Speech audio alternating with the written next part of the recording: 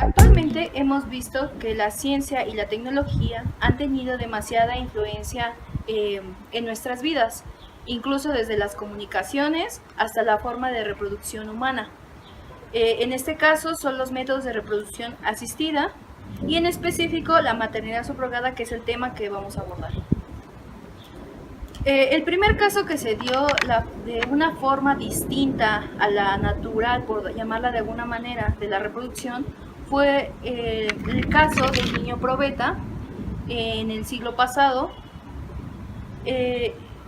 pero ya en la maternidad subrogada, las primeras noticias que se dio de este método fue en el año de 1975, en un anuncio en un periódico en el cual una pareja solicitaba a una mujer para que ésta se prestara su útero y fungiera como gestante, y al finalizar del proceso del embarazo lo entregara a la pareja a cambio de una remuneración.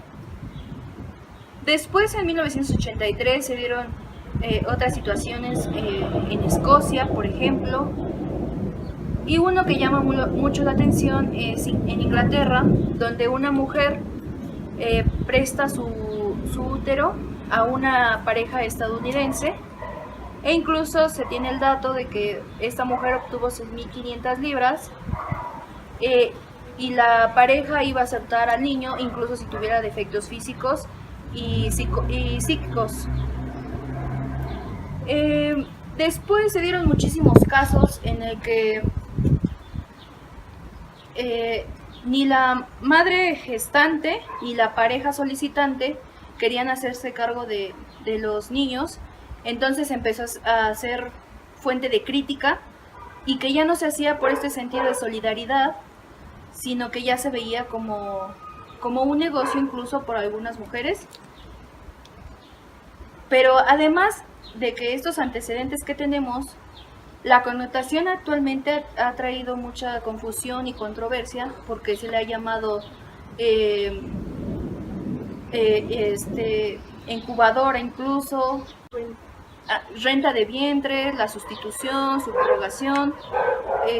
Entonces, para eso es importante hacer la diferencia en dos principales rubros que nosotros la dividimos como maternidad subrogada y maternidad sustituta.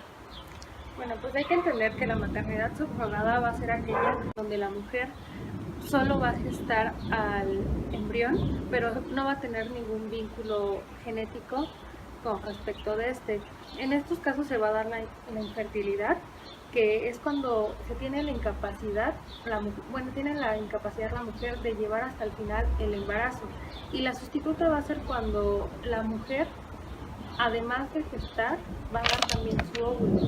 Y esto se va a dar cuando haya esterilidad, cuando la pareja en una edad fértil no pueda tener hijos.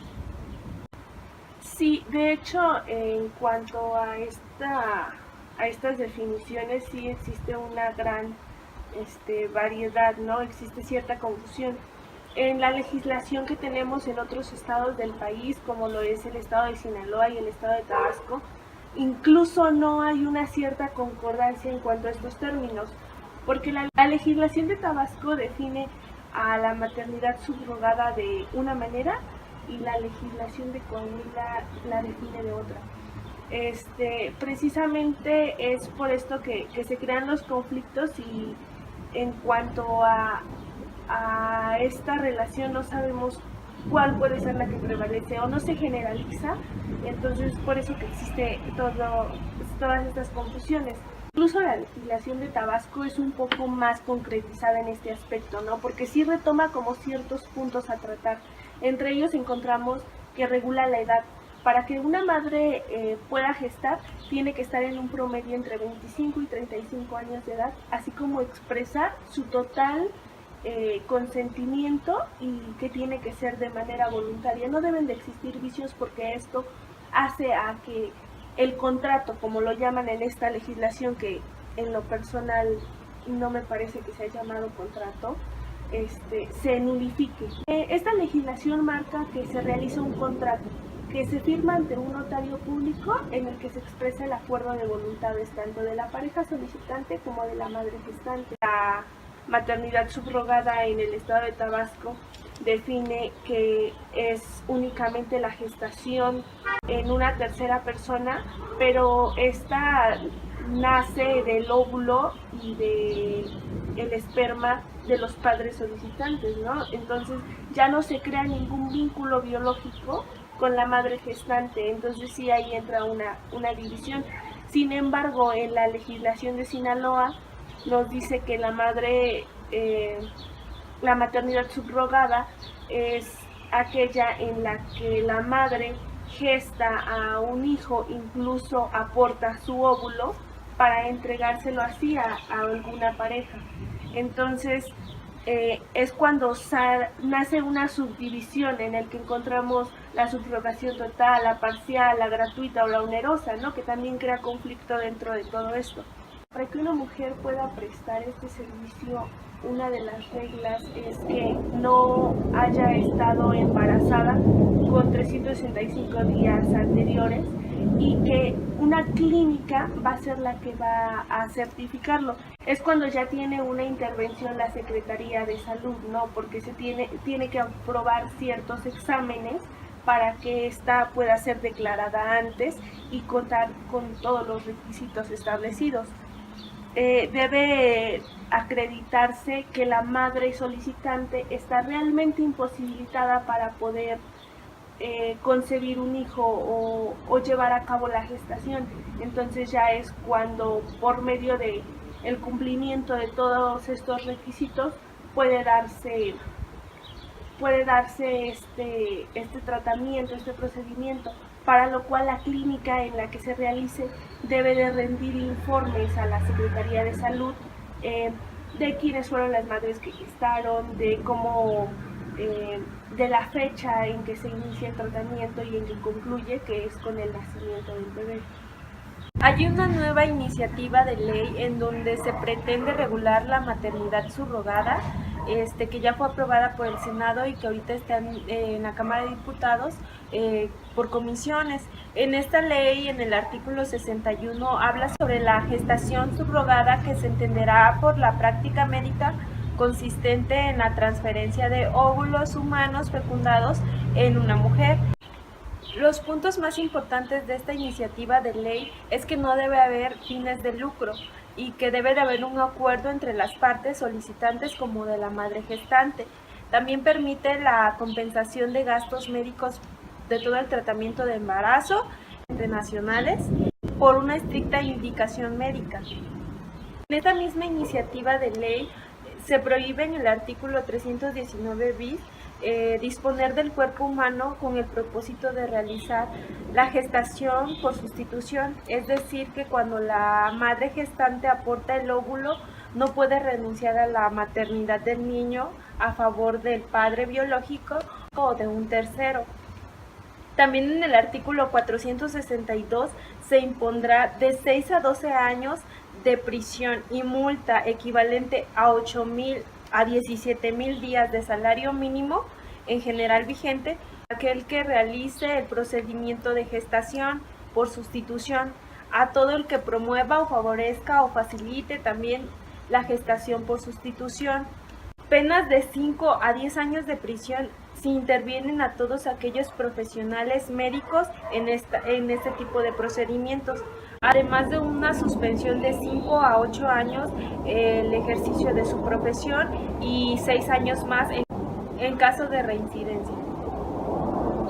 A pesar de que esta iniciativa de ley considera estos puntos, también deberían tomarse en cuenta los puntos relevantes.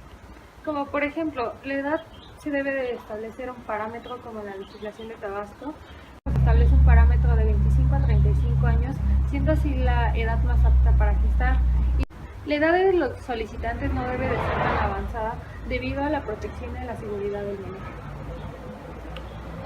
Sí, otro de los puntos que deberían de considerarse y que me parecen importantes que en nuestras legislaciones, si bien no hacen una diferencia, sí se debe de considerar y marcar bien esa línea de si es permitido o no para, por ejemplo, parejas o personas que tengan preferencias sexuales lésbico-gay o solo para personas heterosexuales.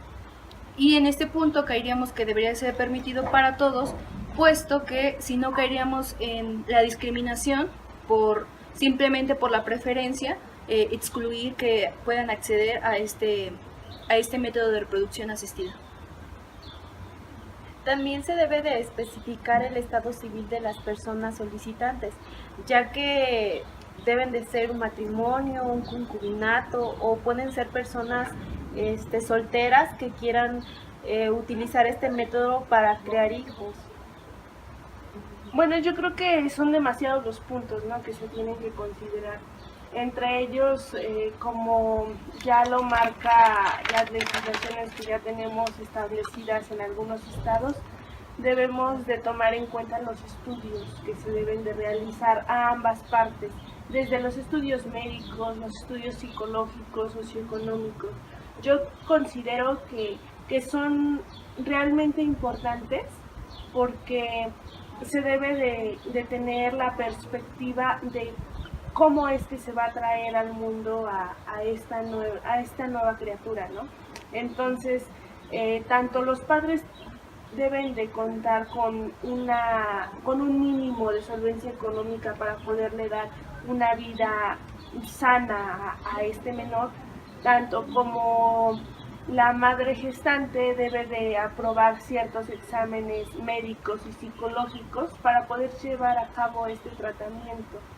Entre ello podemos tomar en cuenta que puede ser una madre que ya haya tenido un mínimo de 1 o 2 hijos, para que a raíz de eso se le estudie psicológicamente y se considere si se encuentra en aptitud de traer en gestación a uno nuevo. Pero bueno, ya te pusimos los puntos importantes, qué es lo que debería regular, si se regula o no, pero ¿realmente podremos considerar que el hecho de tener hijos sea un derecho? Sí. Con base en el artículo 162 del Código Civil, se los voy a leer textualmente: los cónyuges tienen derecho a decidir de manera libre, informada y responsable el número y espaciamiento de sus hijos, así como emplear en los términos que señala la ley cualquier método de reproducción asistida para lograr su propia descendencia. Entonces aquí fundamento en que sí es un derecho. Y entonces, si ustedes están en la tesitura de que es un derecho, ¿nos pueden dar una propuesta acerca de, además de todos estos puntos relevantes, cómo es que regularían ustedes esto de la maternidad subrogada? Sí, bueno, es un sinfín de puntos a tratar, pero entre ellos podríamos considerar todas las limitantes que se tienen que poner. Estipular desde un principio cómo es que se va a llevar a cabo el procedimiento, ante quién se va a acudir, el método clínico que se debe de utilizar. También es importante considerar la indemnización que se le puede dar a los descendientes de aquella mujer que va a tener este proceso, porque si bien es cierto, el embarazo es algo muy peligroso, ¿no? Nadie te asegura que vas a salir viva o no de este proceso, y para que no queden en estado de vulneración sus descendientes. Bueno, yo difiero de ustedes, porque yo considero que no es un derecho, pese a que pues tienen su fundamento en el Código Civil, porque lejos de ser, cuando tienes un derecho es porque tienes la necesidad de satisfacer algo. Aquí, ¿qué necesidad se está satisfaciendo? Ninguna, solo el deseo de poder tener un hijo. Y si se reconoce como que tienes un derecho, ¿quién te lo va a garantizar? Creo que ya los medios deben de correr por cuenta de los solicitantes en este caso. Entonces no sería un derecho, sino como un privilegio de las personas que pueden pagar este tratamiento. Exactamente, porque entonces ya estás discriminando a las personas que no pueden, por falta de medios económicos, acceder a estos métodos por el simple hecho de querer tener un hijo. Pero es que también, si no tienen los medios económicos, entonces ¿cómo pueden tener hijos si no tienen los medios económicos? ¿Qué futuro les espera? Pero tal vez puedo tener los medios económicos para su manutención del niño, que es progresivo, pero no tengo tantos medios económicos como para acceder a estos métodos que son demasiado caros. Hemos visto que en redes sociales se ha dado una importante relevancia en cuanto a que se ha difundido mucho esto de rentar un vientre, así por llamarlo de una manera burda, de que van hasta de los 70,000 pesos hasta los 300,000 pesos. Considero más viable la opción de adoptar porque ya que los niños que no tienen una familia también tienen derecho a tenerla y se les debe de garantizar, al igual que cualquier otra pareja que desee formarla. Yo estoy de acuerdo en eso. Yo también digo que estoy a favor de la adopción y que tienen derecho los niños a tener una familia. La opción por la que yo opto en este caso es por la maternidad subrogada, ¿no? Entonces busco tener un hijo que contenga los genes de cualquiera de los dos padres, tanto pueda ser de la madre o del padre.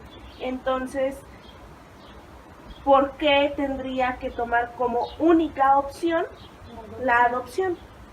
Yo opto por la prohibición de la maternidad subrogada, porque el momento de que tú estás optando por este método, estás cosificando a un ser vivo, porque por medio de un contrato, por medio de un convenio, por medio de lo que tú quieras, vas a asegurar que la madre te va a dar ese bebé. Entonces estás cosificando, estás haciendo objeto de un contrato. Y el hecho de que tú optes por la adopción es que es por ese sentido de solidaridad con un niño, de que él también tiene el derecho de tener todas sus necesidades satisfechas. La adopción la vería como una opción, pero sí, siempre y cuando se facilite su acceso a. Y es que también cuánto tiempo se lleva en recabar todos esos requisitos para que te den una adopción. En cuanto a la maternidad, puede que sea, por así decirlo, más rápido. Pero realmente las personas que no pueden tener un hijo tienen el derecho de reclamar tenerlo. ¿Y este debe de ser gratuito? Pues yo creo que podría considerarse. Pueden estipularse dos tipos, como precisamente la legislación de Sinaloa lo marca. Existe la onerosa y existe la gratuita. Obviamente todos se inclinarían o tendrían cierto aspecto de inclinación hacia la gratuita, pero quienes no tienen estas facilidades, ¿por qué no recurrir a una madre que pueda facilitar la gestación en su vientre y que a cambio de esto tenga no un pago, sino una remuneración por lo que ella está dejando? Es por eso que se propone un acta de acuerdo de gestación en la que no se va a pagar el hecho de que no se va a pagar la entrega del bebé, sino el acto que esta mujer está realizando y las actividades que está dejando a cambio de llevar esta gestación.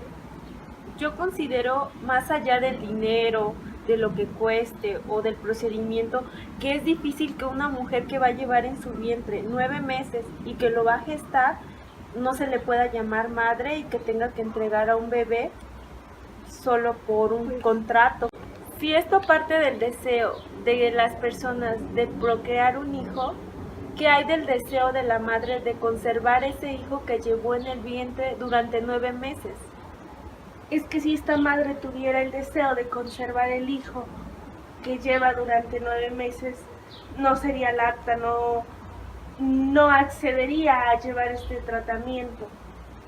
Pero esa situación no la podías visualizar exactamente cuál va a ser el resultado al final del embarazo, porque puede que al principio haya pasado exactamente muy bien todos los exámenes médicos, psicológicos y socioeconómicos, pero al final la mujer se quiera quedar con el bebé porque ya hay un vínculo afectivo más allá del dinero o del contrato que haya hecho. La postura en que me encuentro es que realmente se legisle y que sí existan beneficios como sanciones, ¿no?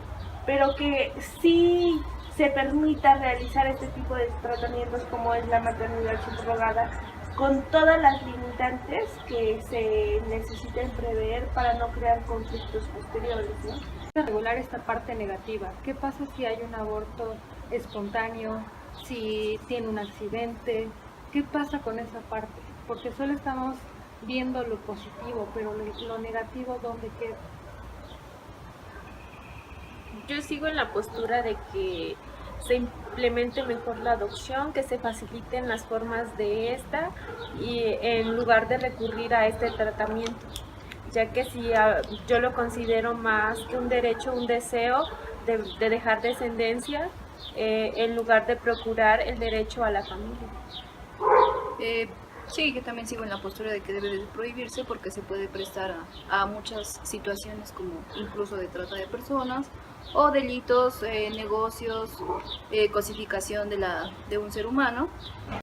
Si bien este tema se presta a mucha controversia, lo que les invitamos a hacer es que tomen una postura informada y pues para complementar este pequeño debate informativo, tenemos la opinión de un especialista en derecho familiar que ya lleva algunos años estudiando este tema. Es catedrática de la Facultad de Derecho, es la profesora Irene López Fauger, cual los invitamos a que le escuchen. Hola, ¿qué tal? Bueno, el día de hoy estamos con la profesora, que es catedrática de aquí de la Facultad de Derecho, la profesora Irene López Fauger, la cual es especialista en Derecho Familiar, y pues le queremos agradecer que nos haya conseguido este espacio para ahondar un poco más sobre el tema de la maternidad subrogada. Bueno, muchas gracias, chicas. Ana, Giovanna, Karen y Rosario. Me da mucho gusto estar con ustedes. Vamos a hablar de un tema que es muy interesante. Bueno, como primer pregunta, ¿qué son los métodos de reproducción asistida? Bueno, son técnicas médicas para lograr la procreación fuera del proceso natural. ¿Qué es la maternidad subrogada? Es uno de los métodos de reproducción asistida. En nuestro país no propiamente están determinados en la legislación, pero los métodos de reproducción asistida son la inseminación artificial, la fecundación extrauterina, la maternidad, que yo le voy a denominar gestante o gestación subrogada, y la clonación. ¿Sí? La maternidad gestante es un método de reproducción asistida cuyo objeto es implantar en el útero de una mujer el embrión obtenido con las células germinales de una pareja. ¿Sí? Una pareja proporciona el óvulo, proporciona el espermatozoide, se obtiene el embrión, se le implanta en el útero de una mujer, de una tercera mujer, de una mujer ajena a esa pareja. ¿Cómo se ha intentado regular estos métodos en las diferentes entidades de nuestro país? Pues muy mal. En el Distrito Federal se regula únicamente los métodos de reproducción asistida en 4 artículos. Uno de ellos es muy grave, el artículo 162, porque reproduce un principio del artículo 4 relativo a que toda persona tiene derecho a tener descendencia de manera libre, responsable e informada. Pero este artículo 162 determina que los cónyuges pueden utilizar para obtener la descendencia cualquier método de reproducción asistida. Y eso es grave porque el Código Civil no determina cuáles son los métodos de reproducción asistida. ¿Sí? Entonces ahí podríamos entender que están la maternidad gestante, que bajo ninguna circunstancia puede tener efectos desde el punto de vista civil y penal, y también la clonación, que incluso está prohibida, está penalizada en el Código Penal. Bueno, a raíz de todo esto hemos visto que varias entidades han regulado de buena o de mala manera lo que es la maternidad subrogada, pero hoy en día tenemos una iniciativa de ley que ya está, que pasó por el Senado y que ahora la encontramos en la Cámara de Diputados. Pero ¿cuál es el principal objeto de los legisladores al pretender regular la maternidad subrogada? Bueno, miren, chicas, les voy a decir de otras legislaciones, yo creo que un poquito antes, porque esta iniciativa de ley que comentas es una iniciativa a nivel federal, que son realmente quienes tienen la facultad para legislar en materia de métodos de reproducción asistida. Hay otras entidades federativas como en Tabasco, como en Sinaloa, que permiten la maternidad gestante tanto en la modalidad gratuita como onerosa.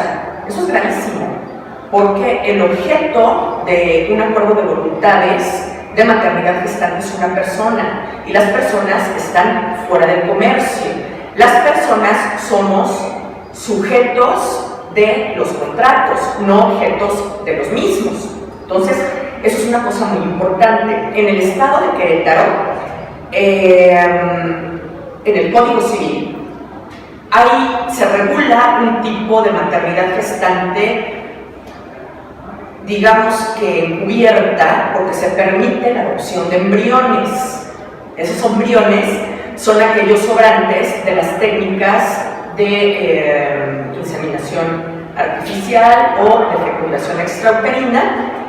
Son los sobrantes y pueden ser implantados en el útero de una tercera persona. Entonces, finalmente termina siendo maternidad gestante, ¿sí? Entonces, bueno, las entidades federativas, a pesar de no tener la facultad para legislar, lo han hecho dándole la vuelta a las competencias, porque la competencia es federal, ¿sí? Lo han pretendido hacer en los códigos civiles, por ejemplo, Tabasco, el Distrito Federal, Querétaro, y Sinaloa en el Código Familiar, ¿sí?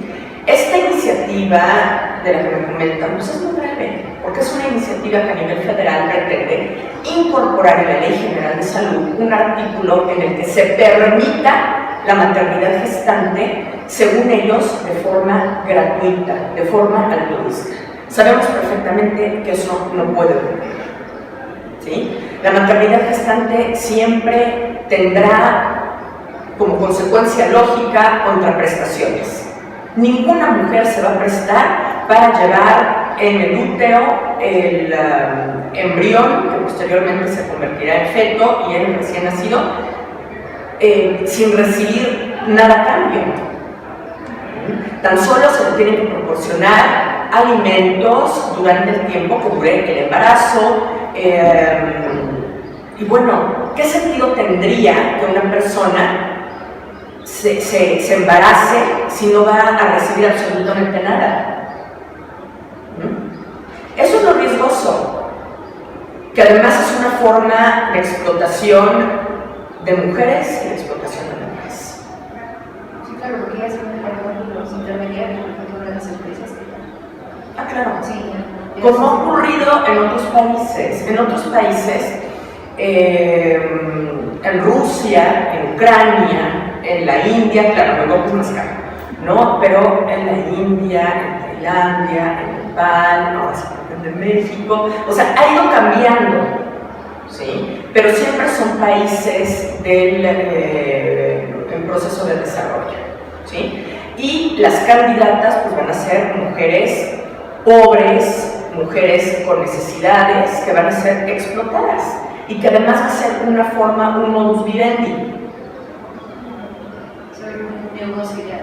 Así es, porque además es un negocio muy lucrativo. En la India al menos ha dejado 2.3 millones de dólares y existen más de 200,000 clínicas privadas en las que se permite, en las que se practica. La legislación de la India es sumamente laxa, ¿sí? No regula perfectamente los estándares de las clínicas, absolutamente nada. Bueno, en esta misma tesitura, pues ya sabemos que no se puede como restringir las consecuencias que puede traer en el derecho, por ejemplo, en el ámbito civil, pero en general, o sea, en varias ramas consolidadas las consecuencias que traería que se regule la maternidad subrogada. Bueno, hay consecuencias jurídicas en distintas disciplinas del derecho. En principio, en materia civil, un acuerdo de voluntades nunca podría tener efectos jurídicos, ¿sí?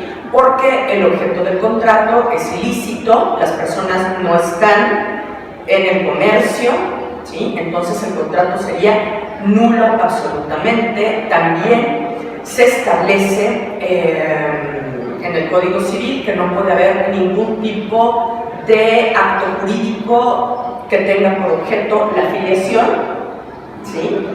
Entonces no podría tener validez un contrato. Y desde el punto de vista del derecho penal es una forma particular de trata de personas, porque se está explotando a las mujeres pobres, desposeídas, ¿sí? Y además es una explotación de los menores. De acuerdo a todo esto, ¿cuál sería el principal problema que usted ve en el ámbito del derecho, de acuerdo a la maternidad subrogada? Bueno, yo considero que el derecho debe de prohibir contundentemente la práctica de la maternidad gestante. Quienes están a favor, los legisladores que en la Cámara de Senadores aprobaron este dictamen, manifiestan, argumentan que las personas tienen derecho a tener descendencia. Pues sí, tienen, más bien no es un derecho de tener descendientes, ¿sí? En el caso de la adopción, que puede ser equiparable, las adopciones solamente se pueden aprobar cuando sean benéficas para el menor. Una técnica de reproducción asistida como esta, como la maternidad gestante, ¿en qué puede ser benéfica para el menor? Simplemente para cumplir el capricho de que alguien tenga descendientes. Hay cosas que en la vida no se pueden. No se pueden tener hijos, pues no se puede, ¿sí? Hay cosas que en el derecho están prohibidas y esta en particular debe de estar prohibida por las serias consecuencias que trae en el ámbito del derecho civil, del derecho penal y de la propia bioética. O sea, los avances de la medicina tienen que ser para favorecer la vida humana, no para ir en contra de la vida humana, para comerciar con la vida humana, ¿sí? Entonces yo sí estoy a favor de que se prohíba por completo. Bueno, profesora, entonces, ¿qué alternativas existen para no recurrir a este método? A mí me parece que se puede hacer una modificación en el procedimiento de jurisdicción voluntaria para declarar las adopciones, ¿sí? Hoy en día, la jurisdicción voluntaria mediante la cual se tramitan las adopciones es sumamente difícil, tardada. Entonces, más bien lo que tendríamos que verificar es otra regulación de la adopción, ¿sí? No hacerla muy flexible, muy laxa, de tal manera que se ponga en riesgo a los menores que van a ser dados en adopción, pero me parece que sí, con la debida protección y prevención de los menores, que sea un procedimiento sumario, podría ser de esta manera. Pero entonces enfocarnos más en la adopción, en que los niños que ya han nacido, que no tienen un hogar, puedan mejor ser integrados a familias que desean tener descendientes.